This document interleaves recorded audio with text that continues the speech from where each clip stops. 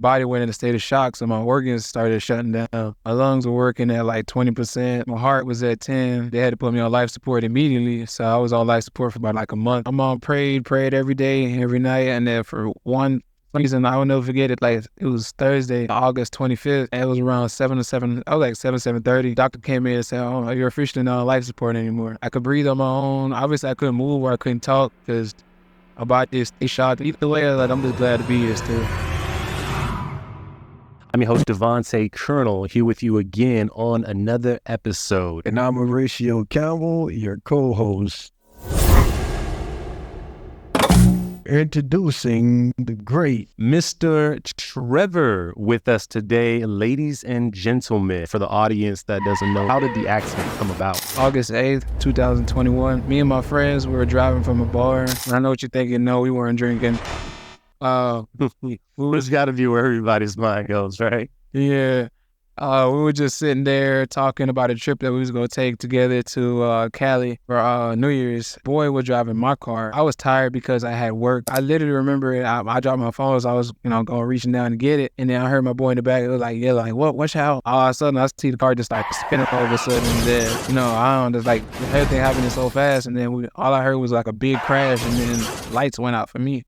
It was a man that was walking in the middle of the road. A homeless person who was wearing all black, and it was like a dark area. We didn't see him until like it was almost too late, but we didn't hit him, but we, spin out of control and then hit the traffic light. I broke my neck on impact. I was unconscious. When I woke up, all I heard was my friends yelling like, "Are you okay? Are you still alive?" I came to, I ain't gonna lie, at first I was pissed because I was like, nah, this is my car, you don't crash. Because again, I didn't realize nothing. I was just about to get up and like, from the beach. It did. Then I realized I can't move, and then I'm just like, I'm thinking I just have a concussion or something. Like, it's not really like I can't move. It's just like my brain's come to. Then I realized there's glass everywhere. There's blood all over my shirt, my legs. I couldn't move, and then I started freaking out. And then immediately the ambulance came. Ambulance, paramedics, them was real here. They showed up. I told them I couldn't move. They brought me out, and then I blacked out again. And by the time I got to the hospital, they told me, yeah, you flatlined like 10 times. And technically their procedure, if I'm not mistaken, was if you flatline 3 times, and the 4th time, they don't resuscitate you. So, Trevor, man, as you were in that state, did you have any type of awareness? I did wake up a lot, thinking it was all a dream. And then, waking up and then can't move. Literally, like, not even no fingers, nothing. You're just like a corpse. You're at the mercy of people you don't even know, of course, like doctors and nurses and whatnot. It was just unbelievable to see that, I used to be a young man, kept my nose clean, went to school, went to work, took care of his family. And then to see, that happened to me, I was just like, why me? What all was broke? My neck, my right leg, my spine. Body went in a state of shock, so my organs started shutting down. My lungs were working at like 20%. My heart was at 10. They had to put me on life support immediately, so I was on life support for about like a month. My mom prayed every day, every night, and then for August 25th, it was around 7 to 7. I was like 7:30. Doctor came in and said, "Oh, you're officially not on life support anymore." I could breathe on my own. Obviously, I couldn't move or I couldn't talk because about this shock. Either way, like, I'm just glad to be here still. Where did you build the resilience to say, hey, I'm not going to be stuck like this. I'm not going to be a vegetable. Did you get to the point where you just decided that I'm going to make it happen? What did you do to build up that to get where you are right now? That's a good question. There was steps to it. When I first got to the hospital, I was on the 4th floor, which is the trauma unit. That was basically where they did the surgery and all that, and they, hooked me up with life support or whatever. And then they moved me up to the 8th floor where, where the regular patients, you could see, you could see patients and stuff like that. Because my mom couldn't see me for like a month. They moved me up to that floor, the 8th floor, and my mom could start seeing me and my friends and my family and whatnot. So that's where I really had got a lot of, I'm not going to say suffering, but I got a lot of medication.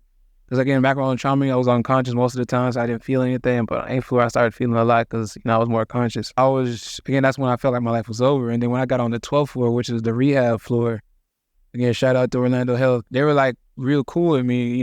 They cheered me up, laughed with me. It was funny, like some of the occupational therapists and physical therapists, we was there watching movies in one of the rooms. We were just, joking around and stuff. And then I was just like, after that, it kind of gave me a sense of hope, I ain't gonna lie. I thought about it. I'm just like, I'm 23 and I got my whole life ahead of me. And it's just like, they said I could walk. So I just build up that confidence within myself. I'm like, instead of me sitting here feeling down by myself and having fun, why not just try? And I mean, if I fail, I fail, but at least I gave it a shot. Joy, as in the people coming to you and you receiving joy, it brought better to you. It made you feel that you had an opportunity, that you can do it. Like, you're having fun. Now I'm having fun, so I can do better if I can be in a good headspace. What's an immediate message you want to give somebody to be able to avoid that type of situation? For one, drive your own car. Two, be more mindful on the road, be more vigilant, because, there's a lot of people out there that really don't care. Taking accountability that you're gambling with somebody else's life too while you're on the road, whether you're walking or you're driving. I believe in the Most High Creator. I believe in the spiritual realm, and I believe that he has a purpose here. I believe that in some point, chosen people have to go through certain things in their life. Like he said, he wasn't a bad kid. He wasn't doing anything. He actually said, why did I go through this? And I look at it as is, he went through this so he could be doing what he's doing now, encouraging other people. Some people probably are still in wheelchairs or still laying in bed. They're giving up. But God puts us through these situations, man, to bring the message, take you through it, bring you through it so you can help his people, so you can feed the sheep. Like he said, say he's an angel, man. He's supposed to be here. He's supposed to be here. So that what I take from that is, it doesn't matter you living your life perfectly and you walking how you're supposed to walk. When God chooses you and you're chosen, some of these things are that you have to go through. You know what I mean? Like I said it last time, sometimes the hardship is necessary, and it builds the resilience. And he went through this, and now he knows that, man, it's something beyond me. It's not just with me saying, hey, I ain't finna die. No, something brought him through that.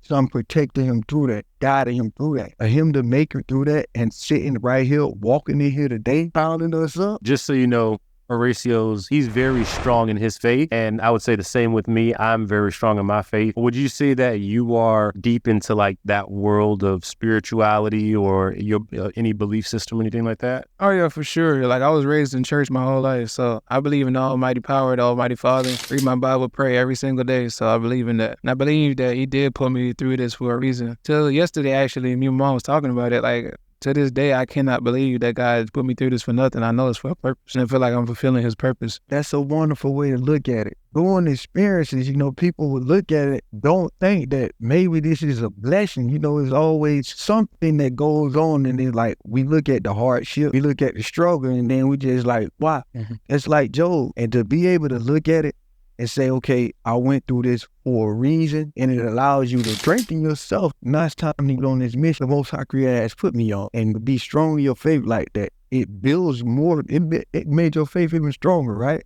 I can almost guarantee that. Yeah. Yeah, that's wonderful, brother.